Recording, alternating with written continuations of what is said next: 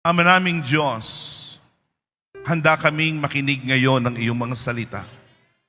Turuan mo kami na makinig at makinig na mayroong kapakumbabaan at makinig na may pananampalataya. Upang sa gayon ang mga salita mo ay dumating sa amin na may buhay at kapangyarihan. I pray, O Lord, that your words will also fulfill the very reason for which they are sent. Let your words bring healing to those who are broken. Let your words, O Lord, correct us, rebuke us from our sins. Let your words sanctify and purify us. Let your words also be encouragements for those of us who are discouraged, light to those who are darkened, and let your words answer the questions that we have in our minds. I pray now, Father God, that you will bring blessing upon blessing to those who will hear and listen to your words, whether they are here in this venue or those joining us via our live stream. This is our trust and prayer in the mighty name of Jesus. And let the people of the Lord give our longest, loudest praises unto the Lord. Thank you, Jesus. Praise the name of the Lord. Glory, glory, glory. Hallelujah. We may be seated. My message this afternoon is going to be found in the book of Jude. In Jude, chapter 1, verse 1. In Jude, chapter 1, in verse 1, I'm going to read this in the New Living Translation of the Bible.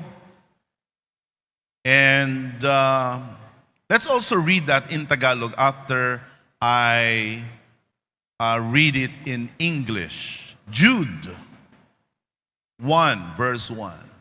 This letter is from Jude, a slave of Jesus Christ, a brother of James. I am writing to all who have been called by God the Father, who loves you and keeps you safe in the care of Jesus Christ.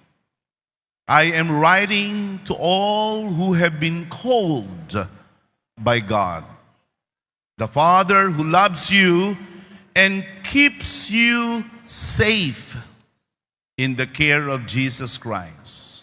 Sa wikang Tagalog, ganito po ang sabi, si Judas, alipin ni Jesucristo, kapatid ni Santiago, sa mga tinawag na minamahal sa Diyos Ama at iniingatang para kay Jesucristo. First of all, just in case you're wondering and scratching your head regarding Judas, this is not the Judas who was called Iscariot, the man, the Judas who betrayed Jesus for 30 pieces of silver. Hindi yan ang Judas na tinutukoy dyan. Ito ang Judas na kapatid ni Jesucristo. Don't you know that Jesus Christ had brothers and sisters from Mary and Joseph? And one of them was Judas. And Judas was the brother of James. James was one of the brothers of Jesus Christ. Kaya yung kapatid ni Santiago na si Judas ay kapatid din sa laman ni Jesucristo at siya ang sumulat ng aklat ng Judas. So, marahil, kung kayo po ay buntes at nag-iisip, na magpangalan ng inyong anak na lalaki, marahil ito ang inyong dahilan. Anong pangalan ng iyong anak na lalaki? Judas.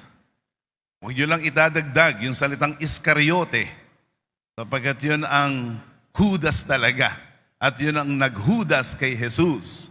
But Judas here is the brother of Jesus in the flesh, because Mary and Joseph also had physical siblings. Now, I want us to focus on these words in Judas 1:1. Let's bring it back, the NLT of the Bible. It says there, I am writing to all who have been called by God the Father, who loves you and keeps you safe in the care of Jesus Christ. This message is entitled The True Church as a Safe Space. The True Church as a Safe Space. Ang dami ngayong usapan, lalong-lalo na sa mga Gen Z, patungkol sa safe space.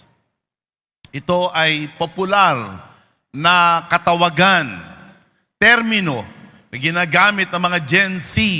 O itong lugar daw na ito ay safe space. O itong grupo na ito ay safe space. So if you are a Gen Z, you can pretty much relate to this title of my message, that the true church as a safe space.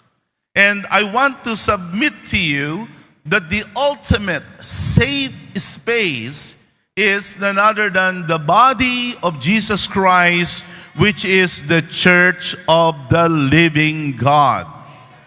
The ultimate place is none other than, the ultimate place for safe space is none other than the body of Jesus, the church of the living God. Sapagkat ito lamang ang grupo ng mga tao na iniingatan ng Panginoon. The church of Jesus Christ is the only group of people that Jesus keeps, that Jesus protects, that Jesus saves, that Jesus preserves. Tayo ba ay nakikinig sa hapong ito? Naririto ba ang mga taga Northern Bicol? Kasi hindi ako yung preacher na tuloy-tuloy lang at walang pakialam sa mga nakikinig sa kanya. I respect you so much. Ginagalang ko kayo, nire-respeto ko kayo, at hindi ako tumatayo na hindi handa na mangaral, magsalita ng salita ng Diyos. At hindi ako gumagawa ng mensahe na mula sa Panginoon na sa tingin ko ay hindi para sa inyo. You see, that's one thing that you can say about me. And I believe in my heart that this message is meant for you. And you can see somehow how you can connect with this message. Walang pagdududa na kayo dito sa Bicol ay bugbog sarado sa bagyo. Ang bagyo ang nagpapahirap sa inyo dito. Ang bagyo ang nagpapalubog sa inyo, nagpapahirap sa inyo na kumita. Ang bagyo ang nananalanta sa inyo. At alam natin na hindi lamang mayroong pisikal na bagyo, hindi lamang may bagyo sa ating panahon, kundi sa ating mga buhay ay may bagyo. Maybe you are one who is also going through a storm in your life. There is a storm in your life. Your family, your household is being buffeted. Kayo ay sinasalanta ng bagyo. It could be the storm of marital breakdown. It could be your children are walking away from you. It could be addiction. It could be some kind of destructive emotions and mind. But if you are a member of the body of Jesus, the Church of the Living God, you have assurance that you are not alone. You are not forsaken. You are not abandoned. Jesus is keeping you safe. Come on, let's praise the name of the Lord. Kung nadadama ninyo ang pag-iingat ng Diyos ngayon, luwalhatiin niyo siya. Kayo na sana ay pinatay ng kasalanan. Kayo na sana ay patuloy na nasa pagkaalipin ng kasalanan. Kayo na sana ngayon ay lumpo dahilan sa kasalanan. Subalit purihin ang Panginoon, narito kayo ngayon. Amen. Look at you, here we are right now. We are enjoying the safekeeping of Jesus. It is not a man who is keeping you safe.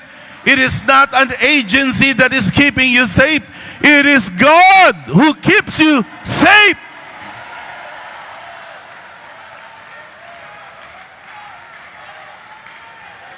Do not credit anything. Do not credit anyone. Kaya hanggang ngayon hindi pa kayo patay. Kaya hanggang ngayon hindi na kayo lublob sa kasalanan ay sapagkat iniingatan kayo ng Diyos. It is heaven that is keeping you. It is heaven that is preserving you. Kayo na sana ay nahulog at nalumpo. Kayo na sana ay nawala sa pananampalatayang tunay. Kayo na sana ay papunta sa impyerno. Pero lahat ng iyon ay nabago sapagkat dumating ang Panginoong Jesus. Kanya tayong iniligtas.